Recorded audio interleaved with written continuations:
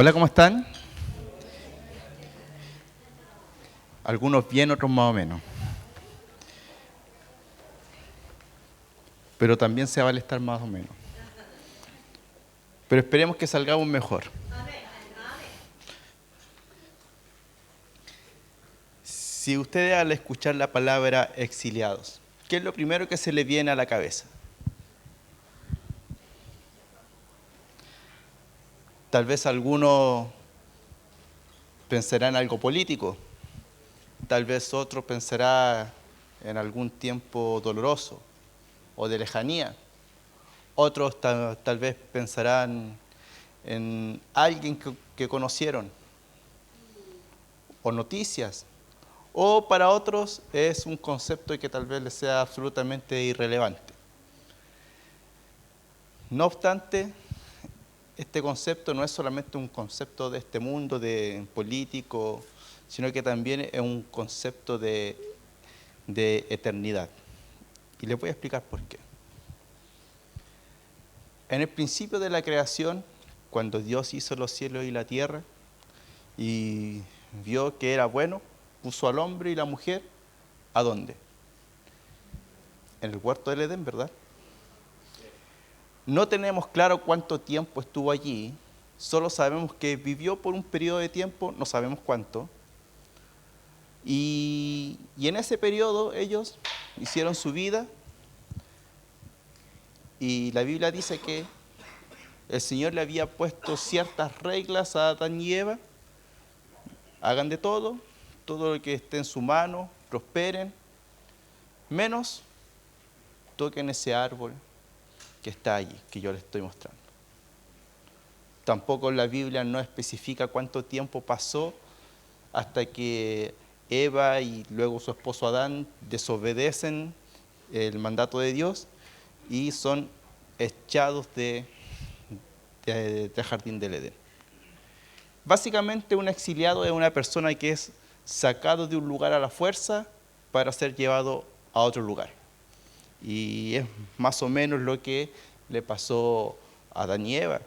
Fueron literalmente exiliados de ahí, del huerto del Edén, por su desobediencia. Y curiosamente, los escogidos de Dios, me voy a referir a las Escrituras, en forma permanente vivieron exiliados.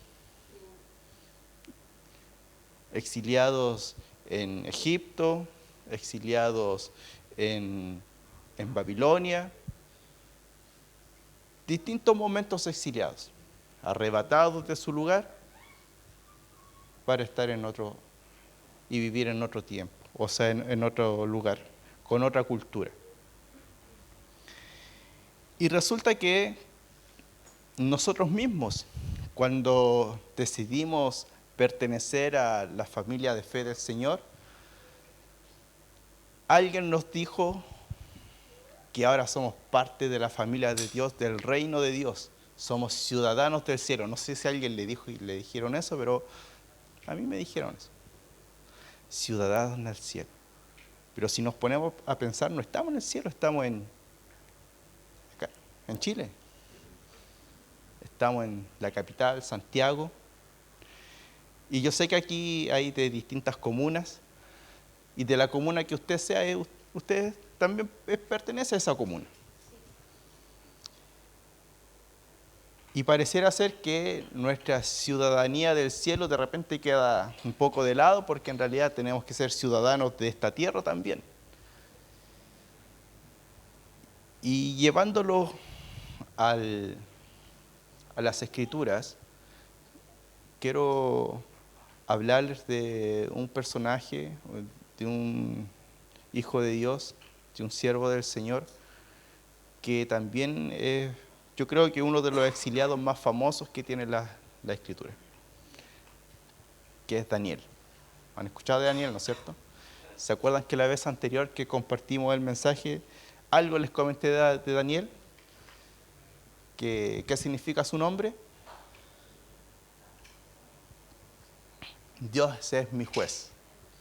¿Y qué nombre le pusieron cuando fue exiliado en Babilonia? Belsasar, ¿verdad?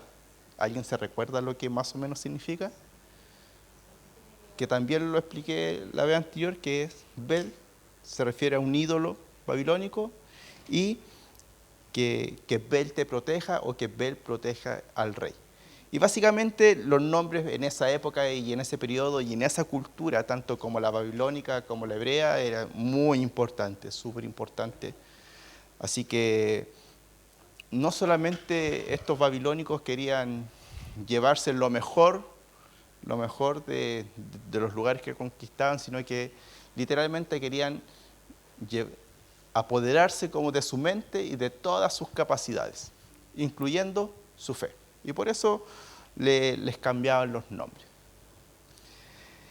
Y resulta que Daniel, cuando es llevado a Babilonia, bueno, el registro bíblico es muy conocido, fue deportado con aproximadamente unos 10.000 jóvenes que eran de la realeza, nobles, príncipes, los profesionales de ese tiempo, sacerdotes, generales de alto rango. Era todo la élite de la élite de Jerusalén. Unos 10.000 aproximadamente los estudiosos de la Escritura señalan que ese era el número de cautivos que fueron al exilio. Después hubo otra deportación donde se llevaron a casi la mayoría, pero ya arrasaron Jerusalén y destruyeron todo. Pero los primeros fueron 10.000. Y resulta que estos babilónicos tenían la idea de gobernar, pero en una primera instancia de gobernar en paz, de llegar a la nación que querían conquistar, la amedrentaban obviamente por la fuerza, la intimidaban, pero para ellos no era como tan beneficioso hacer la guerra, porque una guerra siempre trae pérdidas, sino que por eso siempre sacaban a los líderes, porque cambiando la mentalidad de los líderes, podían cambiar la mentalidad del pueblo. Por eso se lo llevaban. Y resulta que Daniel, ya estando allí en Babilonia, ocurre un acontecimiento que está ahí en Daniel 2, del 25 al 28, para que también lo podamos compartir y podamos ver qué es lo que ocurre a Daniel ya estando exiliado allí en ese lugar. Enseguida Arioc llevó a Daniel ante el rey y anunció: entre los cautivos de Judá encontré a uno que le dirá al rey el significado de su sueño. Entonces el rey le preguntó a Daniel, también llamado Beltesazar: ¿es cierto? ¿Puedes decirme lo que soñé y lo que mi sueño significa? Daniel contestó: no hay sabio, ni brujo, ni mago, ni adivino que pueda dar a conocer el secreto del rey.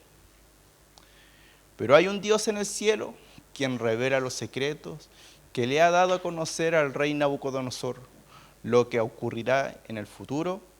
Ahora le diré lo que soñó y las visiones que vio mientras estaba acostado en su cama. Vamos a recordar que el rey tiene un sueño incomprensible que lo incomodó tanto que necesitaba saber qué era lo que soñó. Fue de esos sueños, no sé si le ha pasado, pero soñé algo, no sé qué, pero no me deja tranquilo. De ese tipo de sueños fue el que tuvo Nabucodonosor. Pero como era el rey y tenía la influencia y los recursos y todo lo que él quisiera tener, llamó a su grupo de consejeros para que le dijeran que había soñado. Total, era el rey, estaba pagando para que le dijeran su sueño. Obviamente los consejeros, al no saber el sueño, no se lo podían revelar ni interpretar. Entonces el rey ahí se enoja: pero ¿cómo si ustedes son los hechiceros, los consejeros, los brujos, los que saben todas estas cosas y no me pueden ayudar? Pena de muerte había para ellos, incluyendo a Daniel. Y Daniel se acerca hasta este señor y le dice: permíteme yo ir delante del rey para que pueda revelarle, porque mi Dios es el quien revela los sueños que el rey ha tenido. Y la historia ya es conocida. Daniel le revela el sueño y después se lo interpreta, y el rey le pone el anillo, lo pone en un lugar de honra a Daniel, y Daniel, siendo de un montón de consejeros, pasa a ser del grupo más selecto de los consejeros que tiene el rey Nabucodonosor. Yo sé que eso ya lo sabía, pero ahora no sé si se ha puesto a pensar por qué Daniel, siendo un exiliado, siendo a lo mejor una persona castigada, porque ahí a los exiliados y los que estaban en la corte los castigaban física y mentalmente, a lo mejor no a los golpes, pero los convertían en eunucos, les trabajaban la mente de tal forma que tenían que olvidar su fe. Y como Daniel, que estaba en todo ese proceso de lucha, de fe, de su forma de sentir como varón, ¿cómo él podía estar a lo mejor agradecido o ver esto como una oportunidad si en ese momento él estaba siendo castigado? Aunque vivían bien, pero para esa cultura era muy, muy doloroso para los varones que los convirtieran en eunucos o que les cambiaran su nombre por otros nombres. Y resulta que la respuesta la podemos encontrar en algo que pasa casi desapercibido y que Jeremías lo explica en el capítulo 28 y 29 de su libro. Resulta que, no sé si ha escuchado de Ananías. Ananías era un profeta que estaba allí en Babilonia y Ananías comenzó a profetizar. Aparece en el capítulo 28 de Jeremías, empieza a profetizar y le dice a los exiliados que están ahí: no se preocupen de nada, no edifiquen casas, no se preocupen de trabajar. ¿Por qué? Porque Dios me mostró que vamos a regresar pronto a nuestra ciudad. Era el profeta de ese lugar y la gente lo escuchaba. Y resulta que dentro de los que estaban exiliados tenían ciertas libertades. Como mencioné la vez anterior, no vivían con grilletes ni encadenados, sino que tenían la libertad de buscar su vivienda, de buscar un sitio donde vivir y establecerse. Y muchos de ellos se establecieron en un pequeño barrio judío a las afueras de la ciudad, y allí estaba este profeta Ananías, donde estaba haciendo esa profecía. Y como las noticias vuelan, esa profecía llegó donde estaba Jeremías, allí en Jerusalén. El Señor se lo revela. Y Jeremías escribe una carta bien particular. No sé si la ha leído, pero si no la ha leído, vamos a leer un pedacito de esta carta de Jeremías hacia los exiliados, y que aparece ahí en Jeremías, en el capítulo 29, de los versículos 4 al 7. Vamos a leer ese pedacito que es súper interesante y que nos va a ayudar a poder desarrollar este tema. Dice así: esto dice el Señor de los ejércitos celestiales, Dios de Israel, a los cautivos en el desterro de Jerusalén a Babilonia. Edifiquen casas y hagan planes para quedarse. Planten huertos y coman del fruto que produzcan. Cásense y tengan hijos.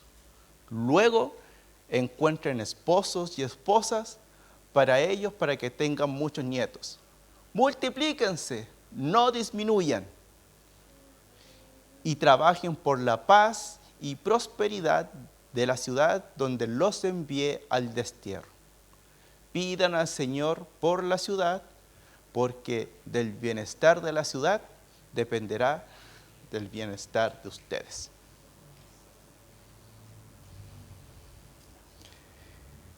No sé si conocía esa carta o esta parte de la carta de Jeremías, pero nos debiera hacer mucho sentido si nos consideramos exiliados de esa tierra que tanto añoramos como la tierra celestial, ese pedazo de cielo que nosotros queremos vivir por la eternidad.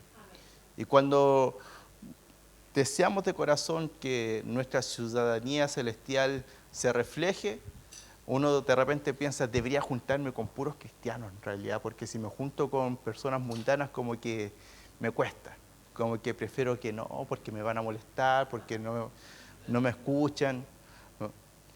Y como que uno honestamente como que se cohíbe de repente. Pero resulta que Jeremías escribe a los cautivos de ese tiempo y también de este tiempo y le dicen, ¿saben qué? Yo sé que tienen una promesa de volver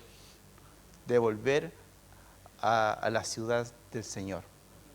Está esa promesa. Pero ¿saben qué? Esto es lo que me dice el Señor. Construyan casas. Quédense en ese lugar. No solamente eso, hagan huertos, hagan cosechas. Disfruten el fruto de sus cosechas. Vean crecer a sus hijos, cásenlos y vean que tengan hijos y disfrutan a sus nietos. O sea, está hablando de un montón de tiempo. Todo eso que aparece en un par de líneas está hablando de un periodo de tiempo enorme, porque uno nos ve crecer a sus hijos de una línea a otra. Son muchísimos años, menos nietos. Y usted se preguntará, ¿y qué tiene que ver eso con nosotros? Porque en realidad yo sé que habemos muchos que añoramos estar en la bella Jerusalén. Pero también estamos acá. Estamos acá. Y uno se preguntará, ¿y por qué estamos acá y no allá? Si el Señor quiere estar con nosotros. Pero en realidad esta carta entrega tres principios que quiero comentar con ustedes y que yo sé que nos va a bendecir para este tiempo. Y vamos al versículo 4 de Jeremías 29, porque aquí está el primer principio. Dice, esto dice el Señor de los ejércitos celestiales de Israel a los cautivos que Él desterró de Jerusalén a Babilonia. Si tiene allí con usted la Reina Valera, dice que hice transportar. Eso es lo que dice. Y pareciera ser una frase que no tiene mucho sentido, que es irrelevante, pero en realidad es muy importante. Porque el destierro no fue el destierro que hizo Nabucodonosor, sino que aquí Jeremías dice que el Señor fue que te desterró, te sacó de ahí. Y el primer principio, ¿por qué aún estamos acá? Porque es parte del plan de Dios. Todo ese grupo de personas se fue allá porque era parte del plan de Dios.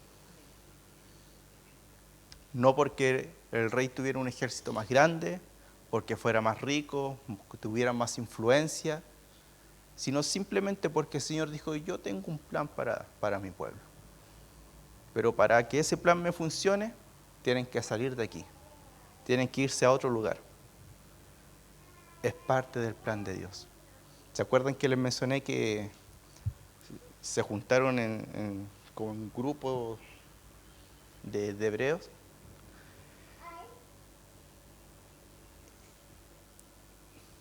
En la Biblia no se señala,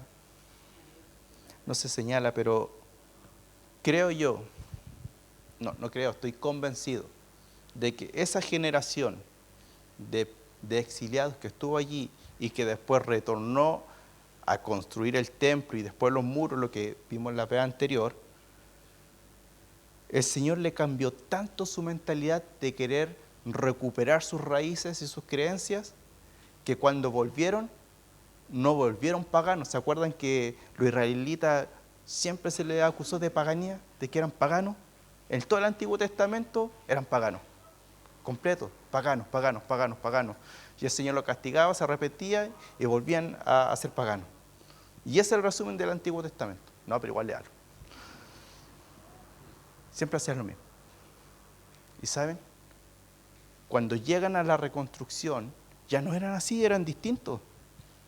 El Señor trabajó su corazón, trabajó su mente, trabajó sus prioridades. Y después cuando llegamos a Mateo, ya no eran paganos. Bueno, ahí se les pasó la mano, eran religiosos. Pero eso es otra historia, es otra historia. Pero el Señor trabajó el corazón de ese pueblo en el exilio.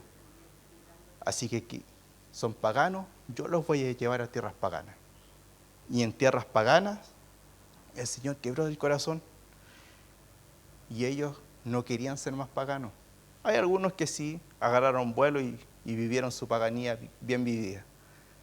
Pero los que no, los que querían mantener su fe y vivir de acuerdo al corazón de Dios, como Daniel y muchos otros, volvieron. Como Esdras, ¿se acuerdan? Volvieron. Y dijeron, construyamos el templo, reconstruyamos los muros. Todo eso era parte del plan de Dios. Y cuando pensamos que todavía estamos aquí, ¿por qué todavía estamos acá y no estamos allá? Porque eso es parte del plan de Dios. Está probando nuestro corazón, preparando nuestro corazón. A lo mejor no vamos a ser nosotros, va a ser nuestra siguiente generación. Pero así como los exiliados de Babilonia, esa siguiente generación fue la que terminó una obra increíble en Jerusalén. Es parte del plan de Dios. Si bien Babilonia no existe ese imperio, de hecho ahora está geográficamente en Irak y todas esas zonas, pero Babilonia aún existe como concepto. Todo lo que se opone al plan de Dios es Babilonia. Todo lo culturalmente opuesto es Babilonia. Lo políticamente opuesto es Babilonia. Lo religiosamente opuesto al plan de Dios es Babilonia. Porque eso es lo que quería Babilonia. Cambiarle la forma de pensar al pueblo de Dios para que se olvidaran de eso. Pero ¿qué hizo Dios? Ahí en Babilonia, a su pueblo, les dijo, mantengan su fe, voy a probar tu corazón. Y si te mantienes fiel, tú y tus generaciones, los que vienen contigo, van a reconstruir lo que fue destruido. Fue parte del plan de Dios. Por eso todavía estamos acá. Versículos 5 y 6, segundo principio. Dicen, edifiquen casas y hagan planes para quedarse, planten huertos y coman del fruto que produzcan. Cásense y tengan hijos.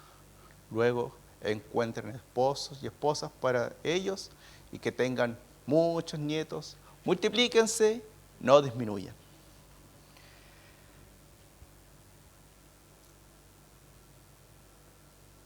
Yo no sé si ustedes pertenecen, bueno, aparte de venir a la iglesia, pertenecen a alguna otra asociación o club o juntas de vecinos, no tengo idea. Pero ¿por qué les menciono esto? Porque el segundo principio tiene que ver con que el Señor nos invita a no estar alejados, sino que a pertenecer al lugar donde estamos, pero cuando estamos adentro de ese lugar, no mimetizarnos con el lugar. O sea, estamos allí, pero no somos como ellos. Porque cuando les da la orden, quédense, construyanse, cásense, no dicen cásense con los otros. Cásense entre ustedes. Disfruten sus familias. Hagan negocios. Prosperen. Disfruten de sus bendiciones, del fruto de su trabajo.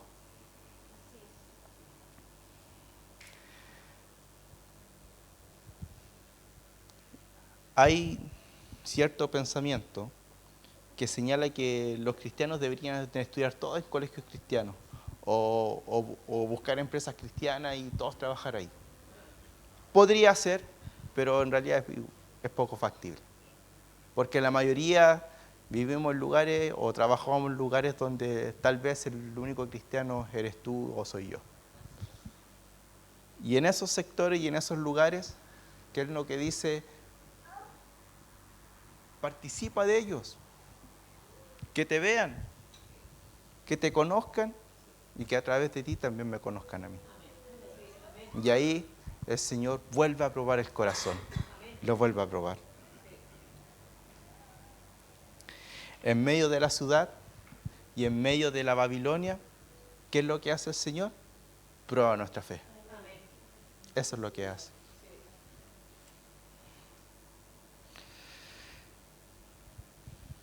¿Se acuerdan al principio?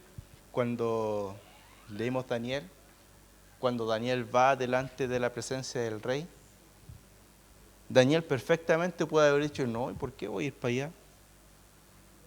Si ya estoy aquí exiliado, ya me sacó de todo lo que yo amaba. Pero Daniel entendió el concepto y el propósito de estar allí.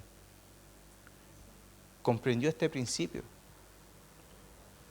Se involucró tanto allí en el lugar donde estaba, que fue el asesor de 5 reyes distintos. Es más, no volvió a Jerusalén. Murió allá.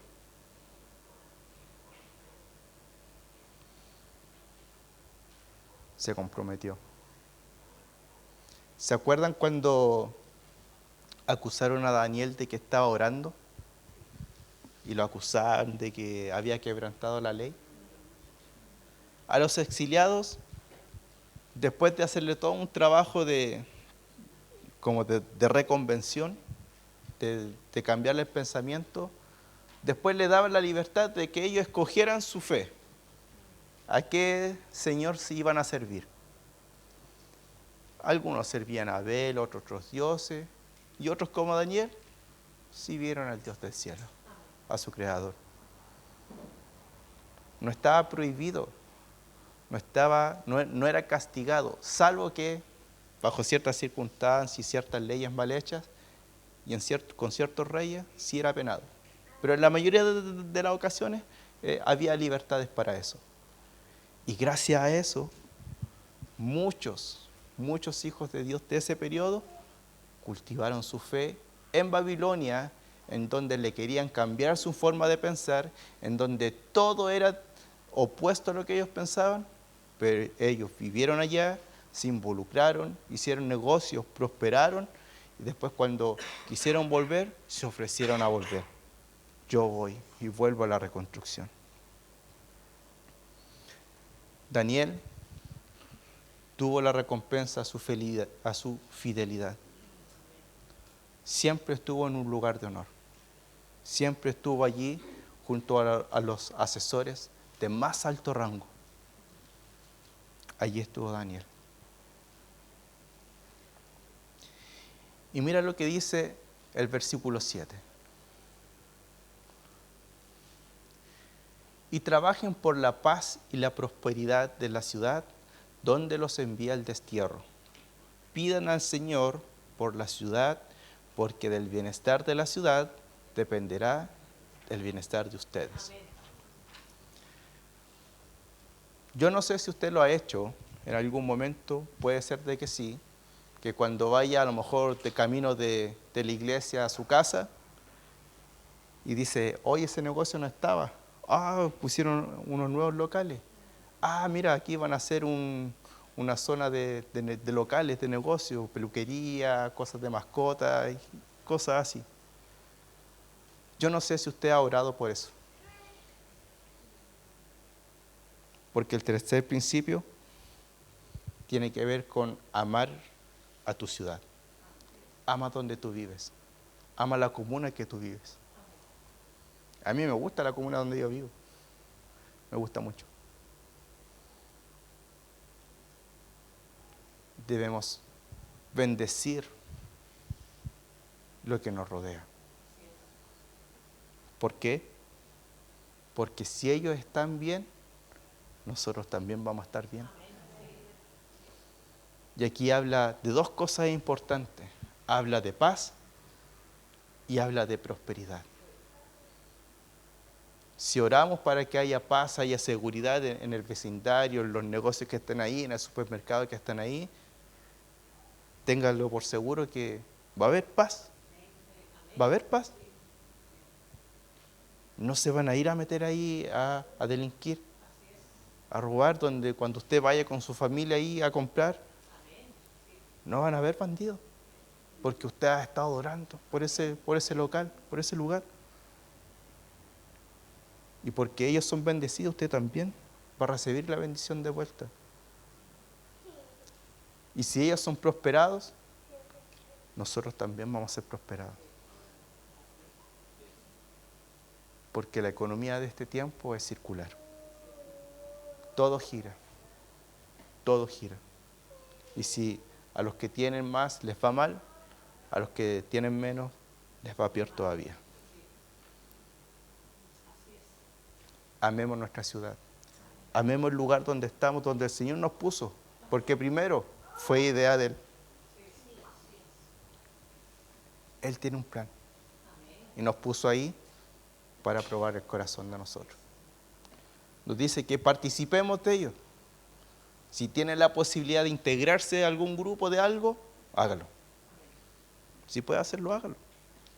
Y si le gusta, disfrútelo. Que le conozcan. Involúcrese. Y si quiere bendecir y ayudar a los negocios, a los centros médicos, a bomberos o a lo que se le pase por la mente, también hágalo. Es parte de amar el lugar donde está. Eso fue lo que hizo Daniel. Estoy seguro. Daniel estuvo involucrado en un montón de leyes para que esa nación fuera próspera. Estoy convencido. Y fue próspera. Una de las más prósperas de la historia.